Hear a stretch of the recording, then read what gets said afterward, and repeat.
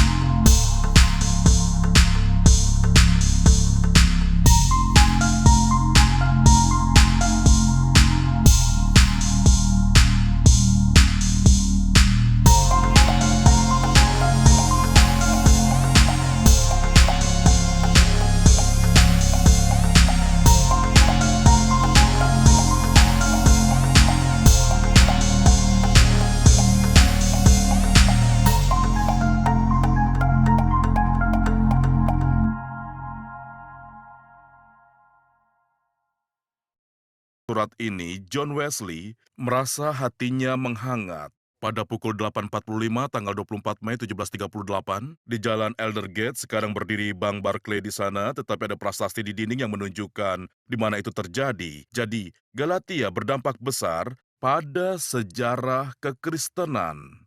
Dan banyak orang Kristen mencintai surat ini, tapi tidak semuanya. Beberapa tidak menyukainya. Ada yang menyebutnya surat penyaliban atau hutan berduri. Ada yang menyebutnya meledak-ledak, setiap kalimat laksana petir. Jadi surat ini bukan favorit umum. Mengapa? Saya menuliskan 5 alasan. Pertama, surat ini terlalu emosional untuk beberapa orang. Ini surat yang sangat penuh dengan perintah. Ditulis dengan berapi-api di atas papirus berbahan asbestos atau sesuatu. Karena surat ini panas sekali. Dan beberapa orang tidak menyukai emosi dalam agama. Sebuah cerita klasik tentang perempuan dari India Barat yang pergi ke gereja di London Timur dan ia biasa ikut menanggapi ibadah. Jadi ketika pendeta berkhotbah, katanya, "Berkhotbahlah pendeta, berkhotbahlah. Amin, haleluya." Akhirnya seorang pelayan ibadah mendatanginya dan memintanya diam karena mengganggu ibadah. Tapi katanya, "Tapi saya punya agama."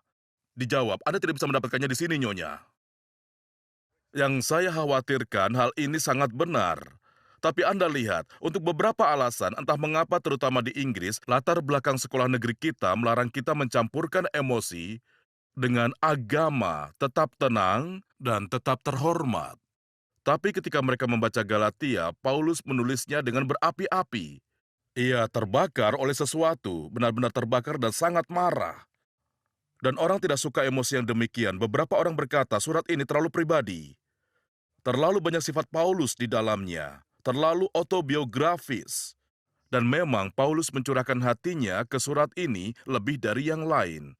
Ia menyebutkan cacat fisiknya di satu titik, memohon ke mereka atas dasar kelemahannya. Tetapi di satu titik, ia juga menyebutkan pertentangannya dengan Petrus di depan seluruh jemaat dan ia menyatakan kesalahan Petrus.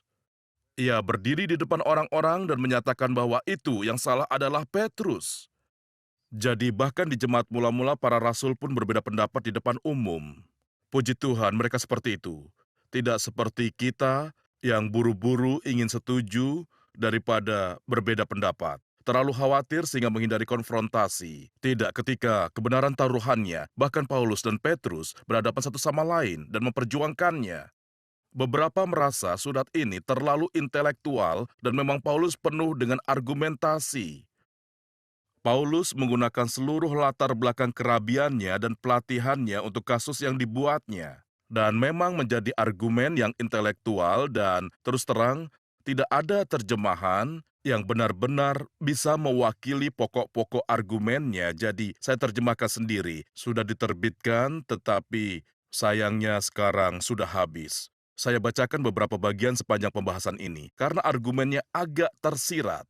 Dan ada beberapa pokok yang penting di dalamnya dan beberapa orang tidak peduli menggunakan intelektual mereka. Anda tahu, wilayah terluas yang belum dijelajahi di dunia ini ada di antara telinga Anda.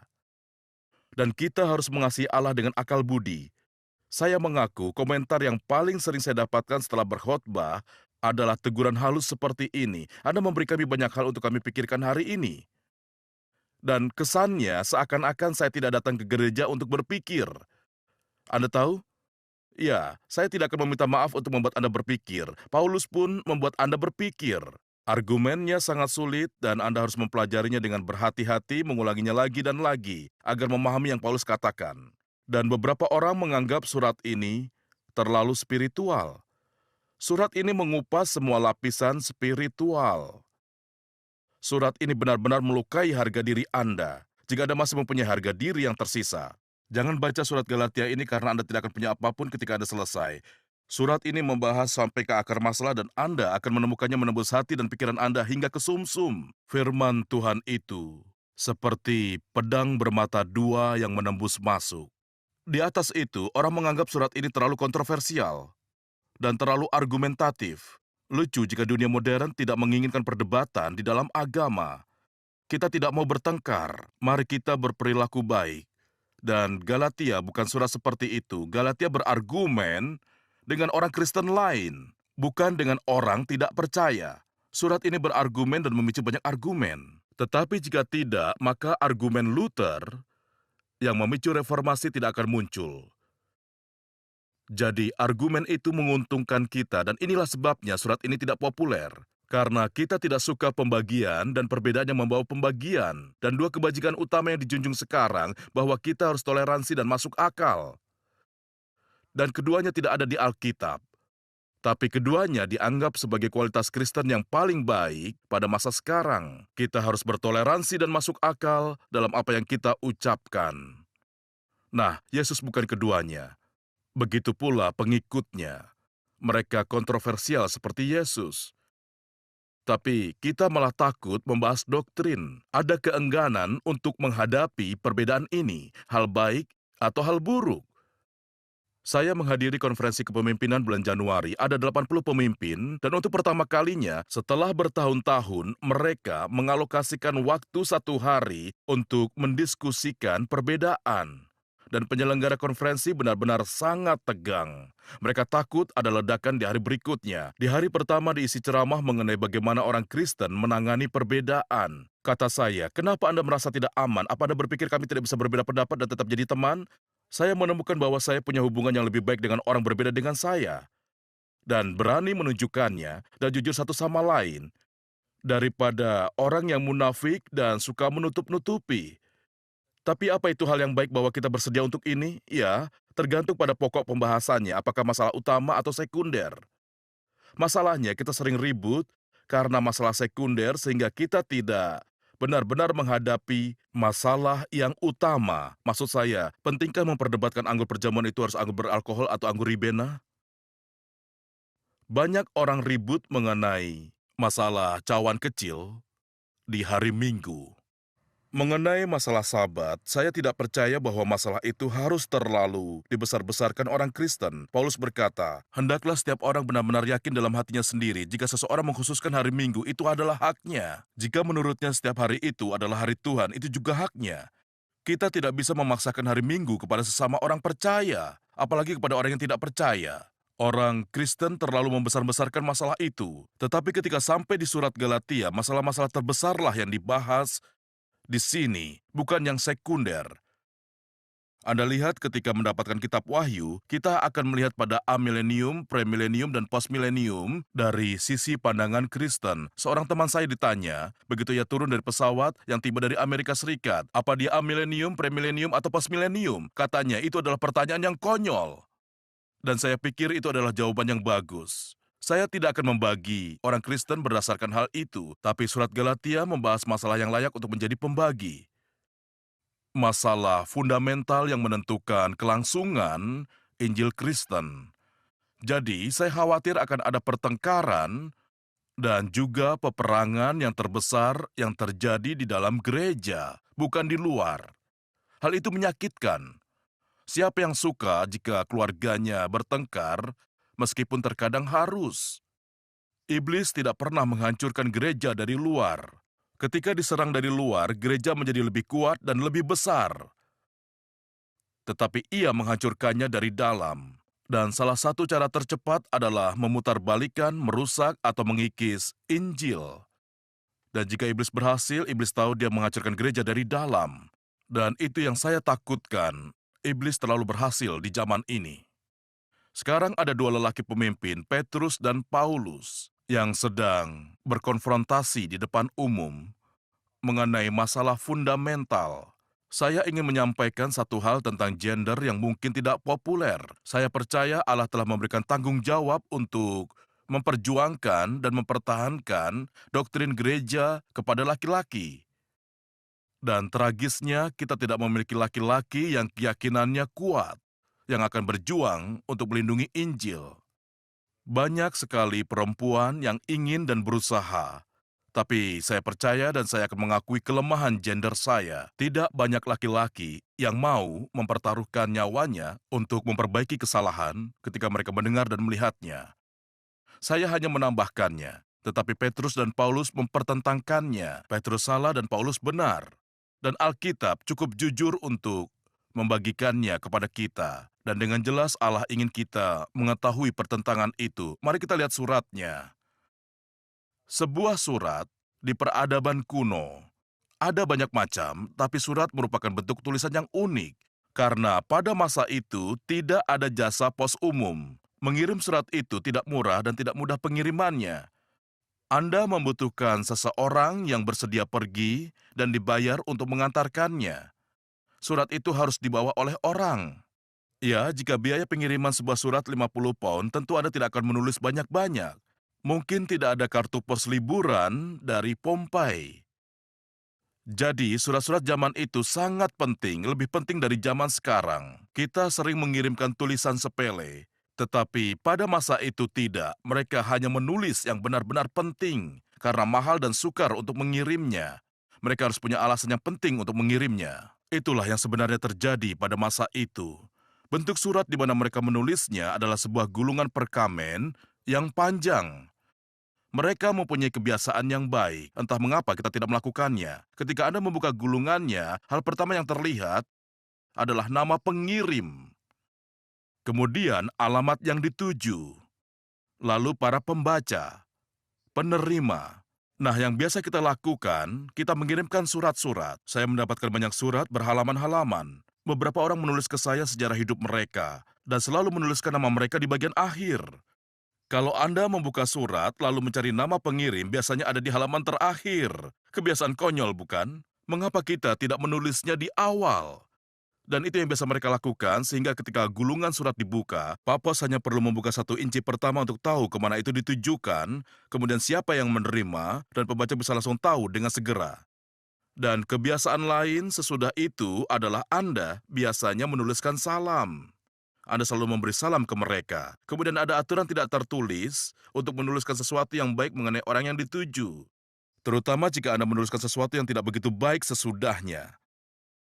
Nah, sangat menarik bahwa Paulus selalu menggunakan bentuk ini setiap kali. Bahkan kepada jemaat di Korintus, padahal mereka sangat bermasalah. Mereka mabuk pada saat perjamuan kudus, mereka tidak percaya akan kebangkitan, mereka terbagi dalam kelompok-kelompok, mereka tidak melakukan apapun hanya berbahasa roh ketika beribadah, semuanya berantakan. Tapi suratnya dimulai, aku mengucap syukur ke Allahku sebab kamu telah menjadi kaya dalam segala hal. Dimulai dengan perkataan yang manis sebelum yang tidak enak didengar. Itulah kebiasaannya. Karena itu, tidak seperti biasanya ketika Paulus menulis di surat Galatia, tidak ada perkataan yang manis. Ia bisa melakukannya. Tetapi pada surat ini, tidak ada pujian maupun ucapan syukur kepada Tuhan. Tidak ada. Dia langsung memberikan kritik yang pedas. Seperti bendungan yang tidak tertahan, ia begitu meledak dan ia bahkan tidak mengikuti kebiasaannya bersopan santun.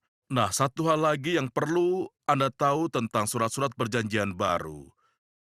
Ketika Anda membacanya, Anda ingat bahwa ini hanya satu sisi dari pembicaraan, sebuah korespondensi dari merespon sebuah situasi. Karena itu yang tersirat juga harus dibaca seperti yang tersurat. Hal ini seperti, pernahkah Anda berada dalam satu ruangan dan seseorang mengangkat telepon yang berbunyi dan Anda mendengarkan satu sisi pembicaraan? Saya jamin Anda berusaha menerka pembicaraan sisi yang satu lagi, bukan? Baik, saya akan berikan contoh dan coba Anda terka pembicaraan yang saya lakukan di telepon ini tentang apa. Halo? Itu sudah tiba. Selamat ya. Kemarin, berapa beratnya? Apa warnanya? Mereka biasanya begitu. Apa Anda pikir akan banyak gunanya? Hati-hati, bisa berbahaya. Tetapi daerahmu memang datar, kan? Saya pikir Anda perlu minum. Apakah versi bensin atau diesel? Baiklah, saya tadi menelpon seorang petani yang memenangkan undian sebuah traktor. Berapa lama Anda membutuhkan untuk menyadarinya? Anda tahu yang saya maksud? Ketika Anda mendengar satu sisi pembicaraan, otak Anda mungkin bisa salah menerka sisi yang satu lagi. Jika tidak hati-hati, Anda mungkin akan memiliki dugaan yang salah. Ketika membaca perjanjian baru, Anda harus dapat merekonstruksi situasi jemaat yang dituju dan yang tertulis serta membaca yang tersirat. Tanyakan apa yang terjadi sehingga surat ini diperlukan. Itu adalah cara terbaik untuk mempelajari surat-surat. Kita tidak perlu mempelajari Injil seperti itu, tapi harus mempelajari surat-surat seperti itu. Kita akan gunakan metode itu untuk mempelajari Galatia. Mengapa surat ini ditulis? Apakah pertanyaan yang ia jawab? Apa masalah yang akhirnya timbul? Begitulah cara mempelajari setiap surat di Perjanjian Baru. Dan penulis surat ini tentunya adalah Paulus. Tidak diragukan lagi. Dan mungkin ini surat pertama yang ia tuliskan kepada gereja atau ke beberapa gereja. Karena itulah saya membahasnya sebelum surat Roma. Surat Roma, surat yang ditulis di saat terakhir meskipun ditaruh lebih dulu di Alkitab Anda. Jadi saya membalik urutannya, ini surat yang paling awal. Mungkin ini surat pertama yang ia tulis. Dari sisi manapun, Paulus adalah salah satu orang terhebat yang pernah hidup. Lahir di Tarsis, di Turki Selatan, seperti yang kita tahu sekarang, yakni kota universitas ketiga terpenting. Tarsis, setelah Athena nomor 1 dan Alexandria nomor 2, Tarsis adalah yang ketiga, terpenting secara akademis seperti Durham setelah Oxford dan Cambridge. Semoga tidak ada yang tersinggung. Orang tuanya adalah Yahudi, yang adalah warga negara Roma, dan ia bisa bicara bahasa Yunani. Latar belakang yang luar biasa. Allah mempersiapkan kita untuk pelayanan bahkan sebelum kita lahir. Bahkan dengan seluruh pengalaman sebelum kita mengenalnya, juga mempersiapkan kita, semuanya telah ia rencanakan. Latar belakang yang campur aduk. Orang Yahudi tulen, warga negara Roma, keturunan orang tuanya, dan dia juga dapat berbicara bahasa Yunani. Dia diajari berdagang seperti orang Yahudi pada umumnya. Setiap orang Yahudi harus bisa bekerja dengan tangannya. Itu hal yang sehat. Di masyarakat Yunani, orang yang bekerja dengan tangan lebih rendah daripada orang yang bekerja dengan otak atau pena dalam strata sosial dan kita mewarisi pendapat itu. Tetapi dalam Alkitab, pembuat tenda dan nelayan, itu berbeda. Paulus berkata dalam surat Tesalonika, setiap kamu harus bekerja dengan tanganmu. Setiap orang dari kamu, aku sudah berikan teladan, kehormatan bagi pekerja kasar. Yesus menjadi tukang kayu selama 18 tahun. Oke. Jadi dia pembuat tenda mungkin untuk tentara. Lalu dia belajar di Universitas Yerusalem di bawah Profesor Gamaliel, seperti yang pernah saya jelaskan. Dan kemudian dia menjadi sangat ortodoks. Ibrani tulen yang fanatik, paling Farisi di antara Farisi. Tidak ada yang lebih Yahudi daripada Saulus dari Tarsis, penganut agama Yahudi yang taat. Dan ia berusaha untuk menaati hukum Musa, 613 hukum. Kita berusaha menaati 10, tetapi sebenarnya ada 613. Jika Anda ingin menaatinya, taati seluruhnya. Jangan hanya 10. Semuanya, dan itu yang ia lakukan. Ia mengaku bahwa salah satunya sangat sulit. Menarik untuk melihat yang mana perintah ke-10. Jangan mengingini milik sesamamu. Itu adalah satu perintah yang mengatur motivasi yang ada di dalam. Yang lainnya mengatur perilaku yang tampak, tapi yang itu mengatur hati. Dia berkata, dia merasa itu sulit, tetapi ia berusaha menaati semuanya dengan sempurna. Tidak banyak orang bisa berkata demikian.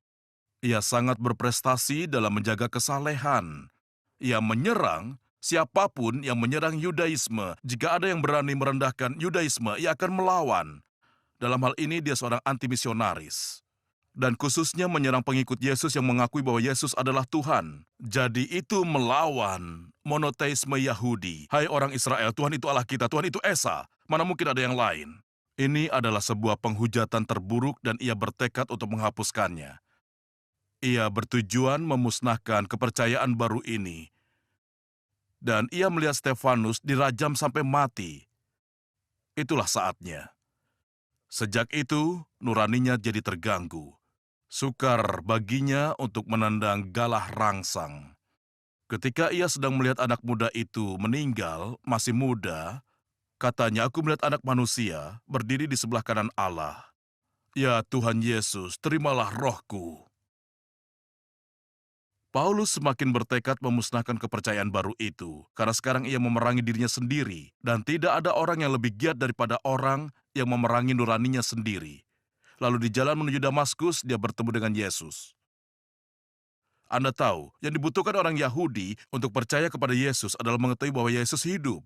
Saya pernah berkhotbah dekat Cambridge, dan ada seorang perempuan Yahudi yang hadir dan datang kepada saya setelah selesai. Katanya, "Maksud Anda, apa Yesus dari Nazaret masih hidup?" Saya jawab, "Itu yang saya katakan." Katanya lagi, "Kalau begitu, dia tentunya Mesias kami."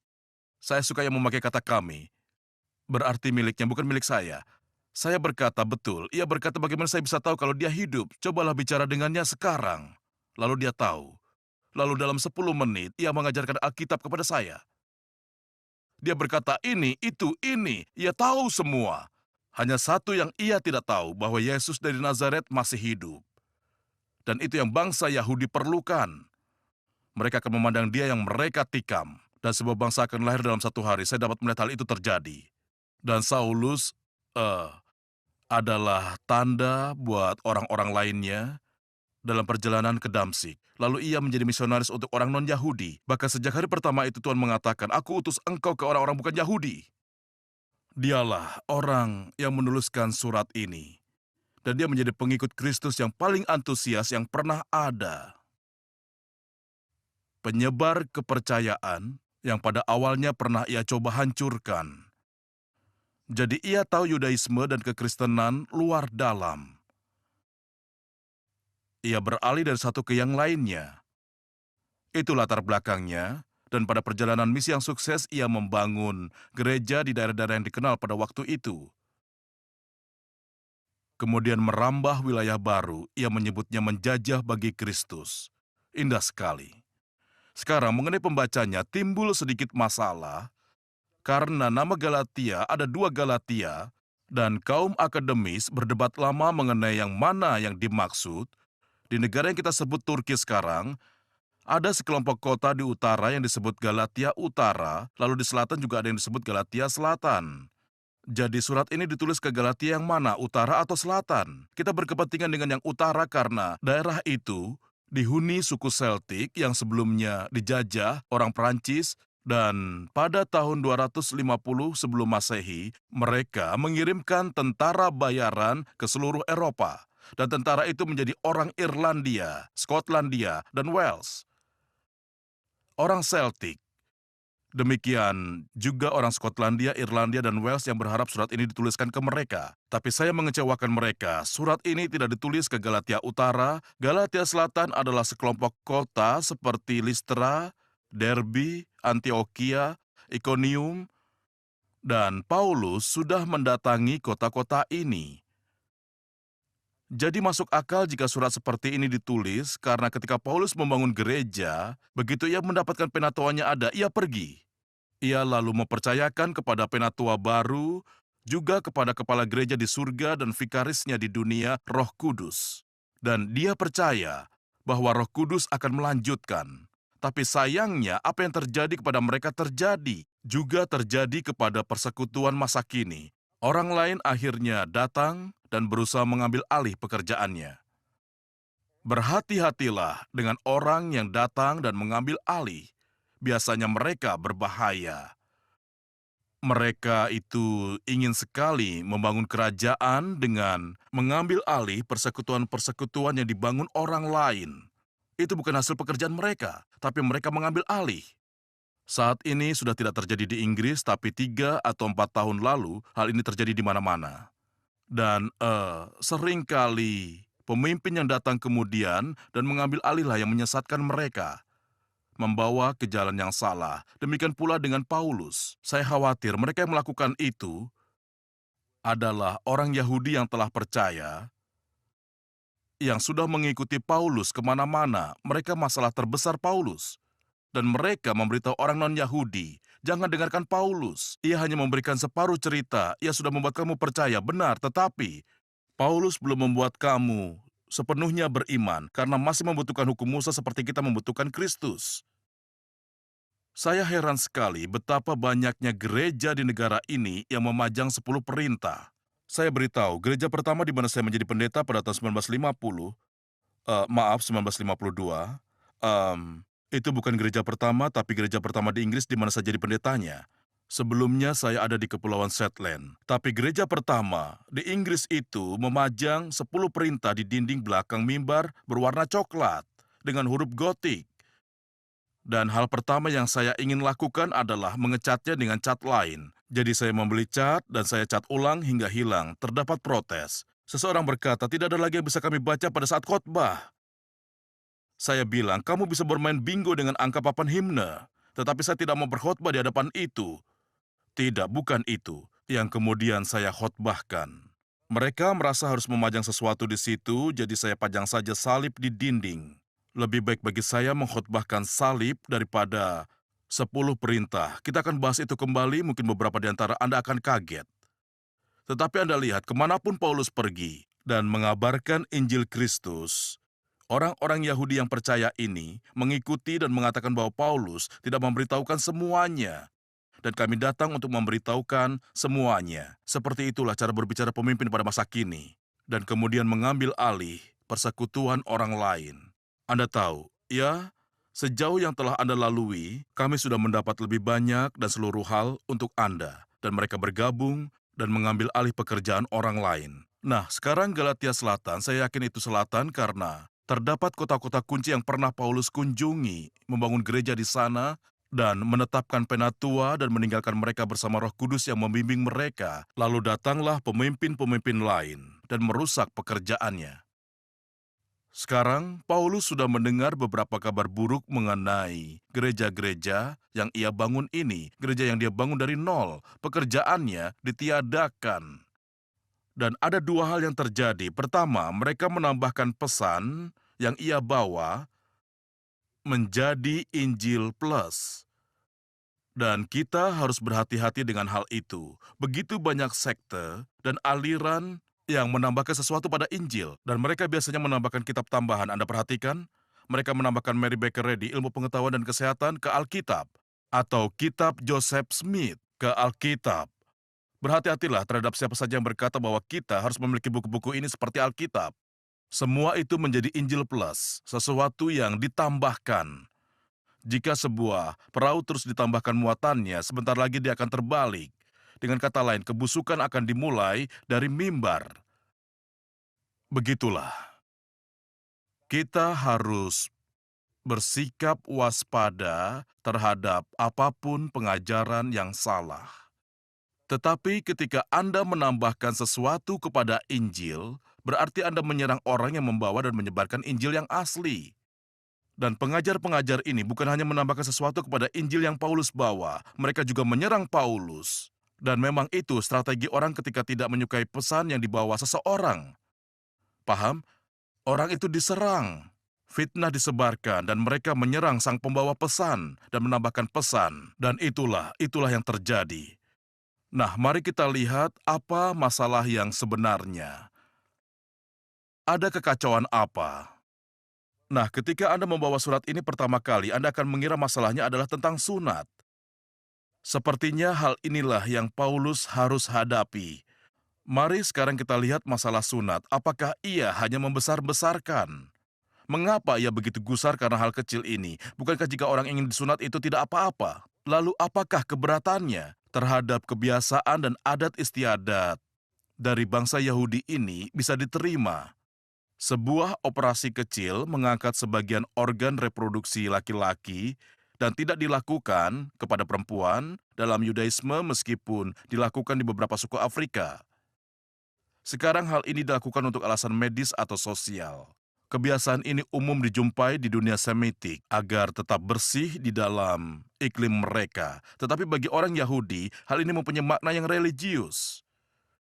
Bahkan mungkin fundamental. Pada suatu hari, pasukan Gestapo Hitler menjajarkan orang-orang di jalanan Berlin dan membuka celana mereka agar tahu siapa saja orang-orang yang harus dibawa ke kamp konsentrasi.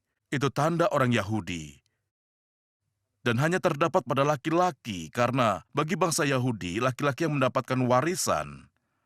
Dan warisan akan diwariskan, janji-janji Allah diwariskan melalui garis keturunan laki-laki karena itu perempuan tidak disunat. Dan itu adalah tanda keabsahan, pewaris janji berkat Abraham.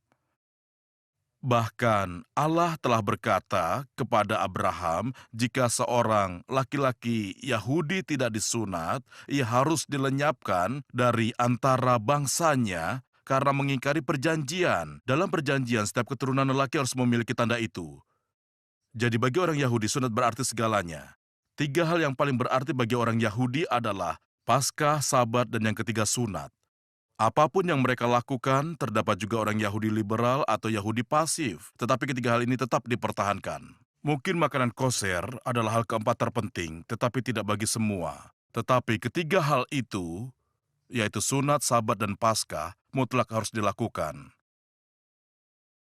Paulus berargumen di surat Galatia bahwa janji kepada Abraham hanya dimaksudkan untuk satu keturunan lelaki dari Abraham. Kata keturunan itu tunggal dan bukan jamak. Dan ketika Allah berkata kepada Abraham dan keturunannya, yang dimaksudkan bukan seluruh keturunan lelaki melainkan satu dari antara mereka. Dan Paulus berargumen bahwa ketika keturunan yang dimaksud itu lahir, yakni Yesus, maka sunat tidak diperlukan lagi. Karena sekarang sudah diwariskan, dan pihak yang dijanjikan sudah menerimanya. Karena itu sunat tidak diperlukan lagi. Anda memahami argumennya? Anda bisa temukan di Galatia 3. Jadi sunat itu tanda warisan, dan Yesus sudah memiliki tanda itu. Yesus sudah disunat dan ia ahli warisnya. Paulus telah disunat sebagai lelaki Yahudi saat masih menganut agama Yahudi. Dan kemudian ia menyunat Timotius karena Timotius berasal dari Galatia. Tetapi mengapa ia disunat? Karena ia akan menemani Paulus dalam pekerjaan misinya, dan Paulus selalu memulai dari sinagog dan berkhotbah kepada orang Yahudi. Dan jika Timotius tidak disunat, maka dia tidak akan bisa masuk. Jadi Paulus melakukannya hanya untuk mengakomodasi keperluan penginjilan. Sama seperti yang dilakukan Sidistat dan lain-lain, mereka tumbuhkan rambut kuncir ketika datang ke Cina, agar bisa membuka pintu berbaur dengan masyarakat. Itulah alasan Paulus menyunat Timotius yang datang dari Galatia, sehingga ia berani berkata, betapa beraninya kamu untuk tidak memperhitungkannya. Beberapa orang menyebut Paulus tidak konsisten, ia telah menyunat Timotius. Mengapa kami tidak boleh? Jadi itulah yang telah terjadi, begitulah situasinya. Tetapi di belakang masalah sunat ada masalah lainnya. Bahasa yang ia gunakan eh, mengingatkan kita bahwa Alkitab itu bukan buku untuk anak-anak, itu buku untuk orang dewasa. Tragisnya, banyak orang berhenti membacanya ketika jadi dewasa. Tapi itu bukan buku anak-anak. Paulus menggunakan bahasa yang sangat keras. Ia berkata, baiklah, mereka yang memaksa kamu bersunat, kamu telah mengebiri diri mereka sendiri. Supaya mereka tidak bisa bereproduksi lagi. Keras sekali. Mengapa ia mengatakan hal ini? Di satu titik katanya, jika kamu menyunat dirimu, maka Kristus juga akan disunat daripadamu. Nah, itu bahasa yang tajam, keras, tidak seperti surat-surat lain. Mengapa ia berkata demikian? Mengapa ia sangat menentang sunat? Jawabannya, karena di belakang sunat ada Yudaisme. Dan Yudaisme itu sayangnya adalah agama perbuatan. Agama yang menyelamatkan diri Anda dengan mematuhi ketetapan-ketetapan, tugas-tugas yang mustahil. Tetapi banyak orang mencobanya, dan itulah bahayanya menggantung 10 perintah Allah di dinding. Seakan-akan Anda memberitahu orang bagaimana seharusnya mereka hidup agar benar di hadapan Allah. Dan orang-orang yang baru masuk langsung menghadapi larangan Allah. Ngomong-ngomong, katanya kaum liberal telah mengambil kata "jangan" dari 10 perintah dan menaruhnya ke dalam pengakuan iman. Jadi 10 perintah menjadi berzinahlah dan mencurilah dan lakukanlah hal-hal lainnya. Sedangkan pengakuan iman menjadi jangan percaya kepada Yesus yang lahir dari anak darah Maria. Jangan percaya kepada kebangkitan badan, itu adalah kritik yang cerdik. Tapi menghadapkan dengan semua larangan Allah, terpisah dari hal lainnya, memberi kesan bahwa kita menentang segalanya. Kita negatif. Dan jika Anda datang mendekat kepada Allah, Ia akan menghentikan semua hal menyenangkan. Anda tahu Allah akan berkata, jangan. Dan Ia langsung memberi daftar hal-hal yang tidak boleh kita lakukan. Dan itu semua adalah kesan negatif yang akan diberikan. Tapi Yudaisme adalah pokoknya. Dan kekristenan berakar pada Yudaisme, yang pada gilirannya berakar pada perjanjian lama seperti kita sekarang. Tapi seberapa banyak dari yang sebelumnya yang harus disimpan di yang kemudian? Berapa banyak dari perjanjian lama berlaku di yang baru? Berapa dari 613 hukum itu yang berlaku bagi kita? Ini pertanyaan besar dan harus Anda hadapi ketika mempelajari perjanjian lama dan perjanjian baru. Saya beri contoh. Saya tidak pernah menyuruh orang Kristen memberikan persepuluhan. Karena itu hukum perjanjian lama. Dan asalnya dari hukum Musa. Hal itu tidak pernah disebutkan di perjanjian baru. Ketika berbicara pada orang percaya non-Yahudi, orang Yahudi melakukannya, tapi orang non-Yahudi tidak pernah disuruh untuk memberikan persembahan. Kita disuruh memberi. Dan saya pernah dengar seorang muda berkhotbah mengenai persepuluhan, dan ia gunakan komputer atau konkordasinya dan mengetikkan kata persepuluhan. Dan dia dapat hasilnya keluar, dan ia berkata seperti ini, dia cukup jujur untuk berkata, ada berkat yang melekat di persepuluhan, dan ia tampilkan semua, ujilah aku, apakah aku tidak membukakan bagimu tingkap langit dan mencurahkan berkat kepadamu? Lalu ia berkata, ada juga kutuk yang melekat dalam persepuluhan. Itu benar. Ia menampilkan sebuah kutuk. Di perjanjian lama memang ada, bahwa cucu dan cicit kita akan menderita jika kita tidak memberikan persepuluhan. Saya melihat wajah para jemaat dan mereka ketakutan jika memang keturunannya akan menderita dan tidak heran persembahan hari Minggu berikutnya meningkat jumlahnya. Saya takut, saya berkata itu jahat. Di dalam perjanjian baru, prinsipnya sama sekali berbeda. Allah mengasihi orang yang memberi dengan sukacita, bukan berarti Anda harus menyeringai ketika memberikannya. Anda rela memberi. Itu yang ia inginkan sekarang. Bukan karena orang-orang terpaksa memberi karena takut cucu dan cicitnya menderita. Hal itu bagian dari perjanjian lama. Sudah jelas yang saya maksud, berikutnya adalah hukum Sabat. Kita harus benar-benar berpikir sebelum mengaplikasikan hukum perjanjian lama kepada orang Kristen. Karena jika kita menerapkan beberapa, berarti kita harus menerapkan semua. Tentu jika Anda menerima berkatnya, Anda harus menerima kutuknya. Nah, apa kita siap melakukan hal itu? Saya tidak. Saya percaya kita harus meninjau ulang masalah ini, dan Paulus berkata, jika kamu disunat, maka itu hanyalah permulaannya. Tidak lama, kemudian seluruh masalah akan datang. Jika kamu menyunatkan dirimu karena para pengajar menyuruh demikian, maka 613 hukum lainnya akan segera menyusul. Karena itu Paulus khawatir bukan hanya karena masalah sunat, tapi sunat gerbang masuknya Yudaisme. Dan dia sudah selesai dengan hal itu. Ia sudah coba, ia berusaha sebaik mungkin. Dan hal itu meninggalkannya. Bahkan ia katakan ketika aku memikirkan hukum-hukum yang aku pegang, bukan yang ia langgar, tapi yang aku pegang. Aku seperti anak kecil yang mengangkat pispot dan berkata, lihatlah apa yang aku buat.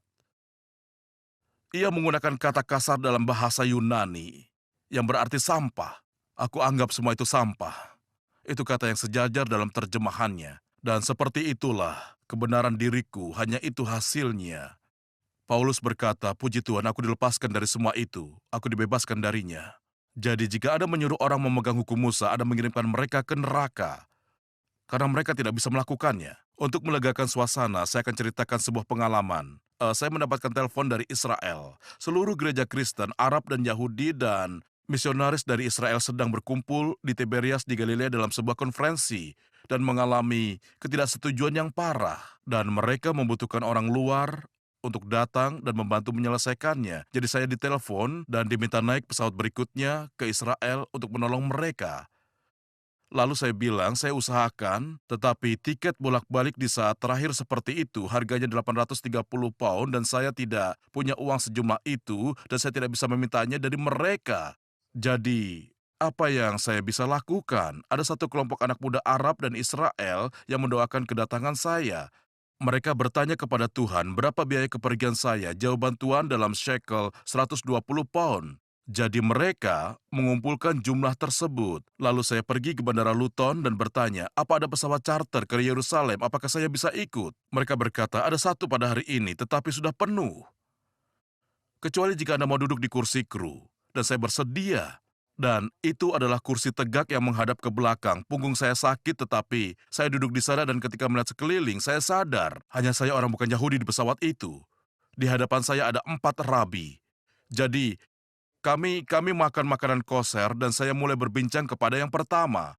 Saya bertanya padanya, maaf, apa Anda memegang hukum Musa? Ia menjawab, tentu. Saya berkata, yang ini bagaimana? Ia berkata, tidak. Rabi pemimpin saya mengizinkan untuk mengganti hukum yang itu dengan sesuatu yang lain. Saya berkata, jadi yang itu tidak? Ia berkata, tidak. Saya tanya ke yang kedua, apa Anda memegang hukum Musa? Tentu. Lalu bagaimana dengan yang ini? Katanya, tidak ada bait Allah sekarang, jadi tidak bisa membakar korban. Itu tidak mungkin. Oh, yang ini tidak. Saya lanjutkan seperti itu. Sampai yang keempat bertanya, apakah Anda ini ortodoks atau liberal? Dan, kata saya, tidak keduanya. Kami terus berbincang sepanjang perjalanan, hingga rabi yang kedua berkata kepada saya tahu kamu orang Kristen yang percaya Yesus mati untuk menyelamatkan kamu dari semua ini. Saya berkata, tepat, benar sekali. Dan katanya, jadi Anda tidak perlu memegang semua hukum ini. Dan saya jawab, saya tidak bisa memegangnya lebih baik dari Anda. Paham? Itu pembicaraan kami yang menyenangkan. Dan kami mendarat di Bandara Ben Gurion. Dan semua itu terlalu singkat. Waktu berlalu dengan cepat. Lihat, tidak mungkin Anda memegang semuanya. Itu sungguh mustahil. Jangan taruh orang di bawah hukum. Taruh di bawah anugerah. Itu sangat-sangat penting. Kita memang berada di bawah hukum, yakni hukum Kristus. Bukan hukum Musa. Hukum itu sudah ketinggalan zaman, tidak dilakukan. Anda tahu salah satu masalah terbesar di gereja sekarang, karena itu Galatia menjadi sangat relevan. Kita terus saja mencampurkan hukum Kristus dan hukum Musa. Secara konstan dicampur. Menurut Anda, mengapa gereja sekarang menggunakan jubah pendeta, altar dupa pendeta? Kita tidak membutuhkan itu. Itu bagian dari hukum Musa. Tapi semuanya hadir kembali. Lalu kapankah kita berani menerapkan Galatia seperti yang seharusnya? Baik, kita berhenti di sini dan kita akan kembali beberapa menit lagi.